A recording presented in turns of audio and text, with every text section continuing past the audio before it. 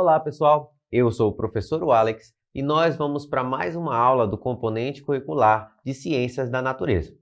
Hoje nós vamos falar sobre anatomia e fisiologia humana, o estudo da forma, estrutura e do funcionamento do corpo.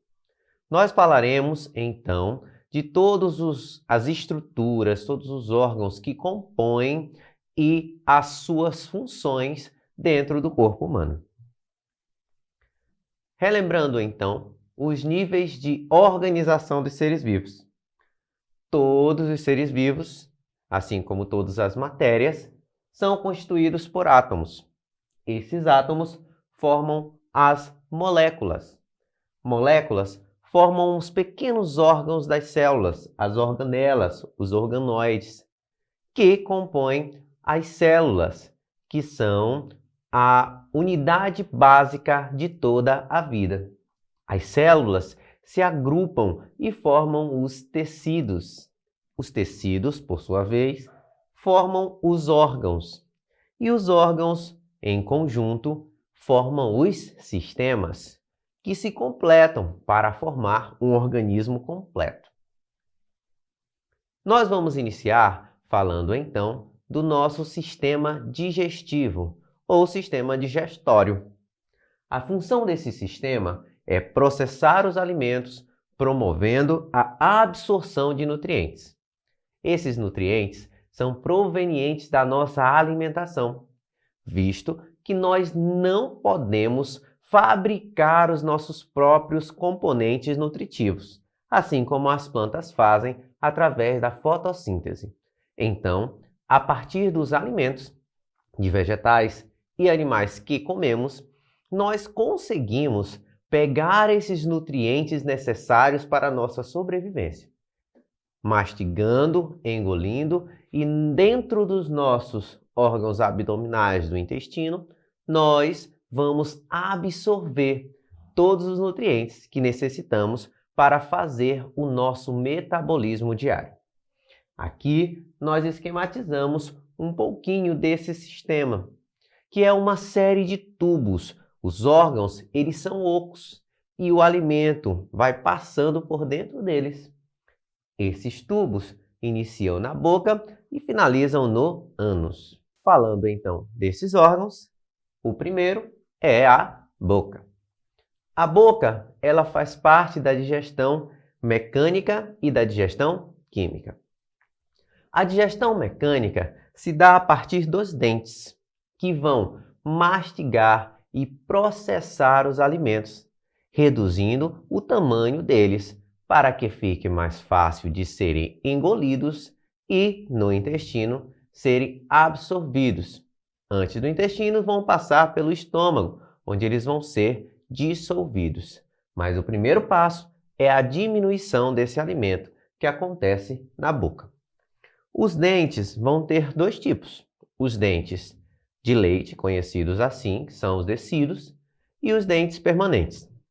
Os de leite são os nossos primeiros dentes. Essa dentição se inicia ali por volta dos 6 meses de idade.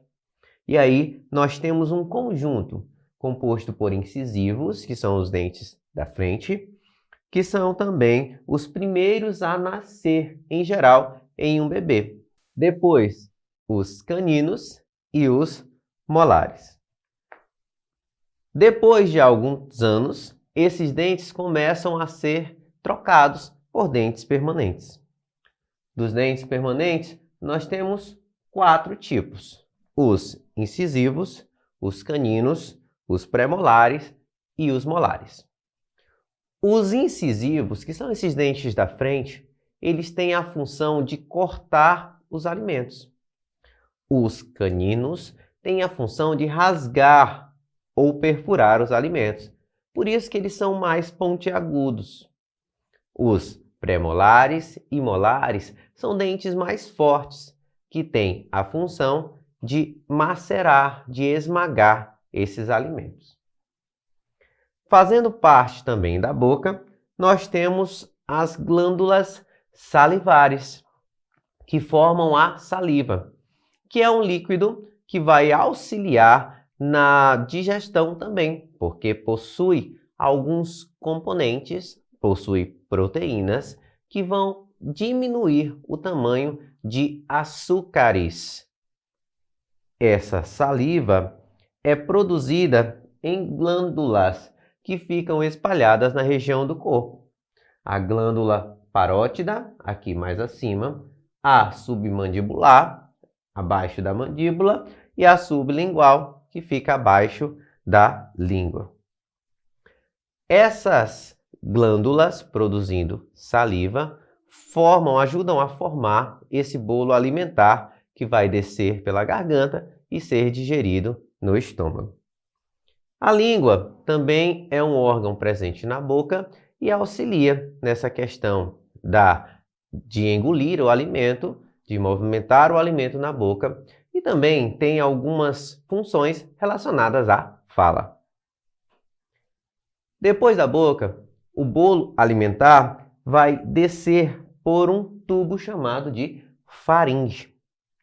Esse órgão é comum tanto no sistema digestório quanto no sistema respiratório. Nele, nós vamos ter a condução desse bolo alimentar até o próximo órgão, que é o esôfago. Então, ele é um órgão de transição. Para que o alimento não entre no sistema respiratório, nós vamos ter um mecanismo nesse órgão abaixo aqui, que é a laringe, que vai fechar a parte respiratória, permitindo que o alimento apenas desça até o esôfago. Se houver a falha nesse mecanismo, aí nós vamos acabar nos engasgando, porque o alimento entrou em um local inapropriado. Depois da faringe, nós vamos para o esôfago, que também é um tubo de transição que vai levar esse bolo alimentar até o estômago para que ele seja digerido. Ele faz uns movimentos autônomos, movimentos que são próprios desse órgão, fazendo com que esse bolo alimentar apenas desça. Esse bolo alimentar, então, vai ser pressionado de cima para baixo para que ele tome apenas esse sentido. Pessoas que têm problemas gástricos, como refluxo, vão ter problemas nessa movimentação, porque o ácido vai acabar voltando e pode ter aí inflamações de garganta frequentes. Esse ácido vem do estômago e ele faz parte do suco gástrico. O suco gástrico é uma substância que vai fazer a digestão desse bolo alimentar. Aqui nós vamos ter uma digestão a partir desse suco e de proteínas ali presentes. O estômago é um órgão muscular e as suas paredes internas são especializadas para resistir à ação desse suco gástrico. Mas, se essa acidez aumentar, principalmente por conta da má alimentação, pode gerar úlceras ou gastrite.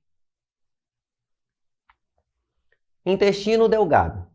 Esse é o órgão mais longo de todo o sistema digestivo. Pode chegar aí a 6 metros de comprimento. Delgado significa fino.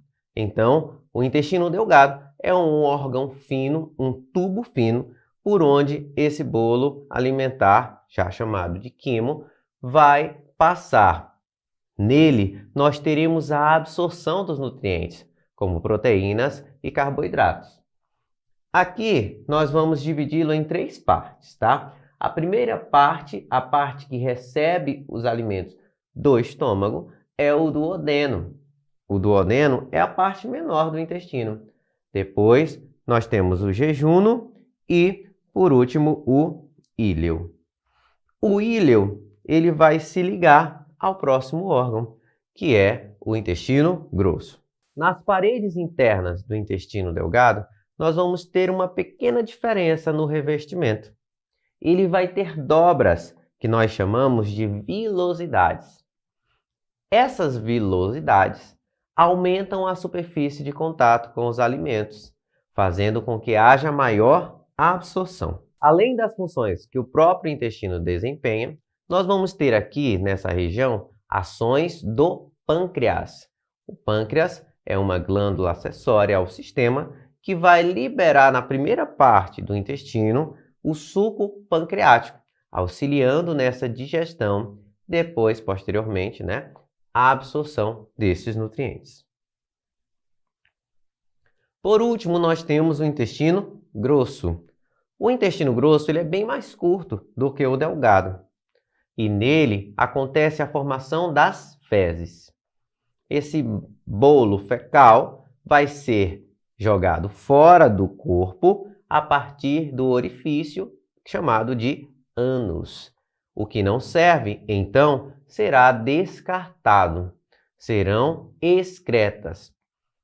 Antes de descartar isso que sobrou, esse intestino também vai absorver algumas coisas, como sais minerais e água. Glândulas acessórias do sistema digestório. As glândulas acessórias são 3 tipos: as salivares, o fígado e o pâncreas. As salivares eu já mencionei quando eu falei sobre a boca, que liberam saliva e auxiliam na digestão. O fígado vai produzir uma substância chamada de bile, que é como se fosse um detergente, um emulsificante, que vai digerir gorduras que nós ingerimos. E o pâncreas vai liberar o suco pancreático no duodeno, auxiliando na digestão de alimentos. Então, pessoal, essa foi a nossa aula sobre o sistema digestivo. Até a próxima aula sobre anatomia e fisiologia dos seres vivos. Tchau, tchau!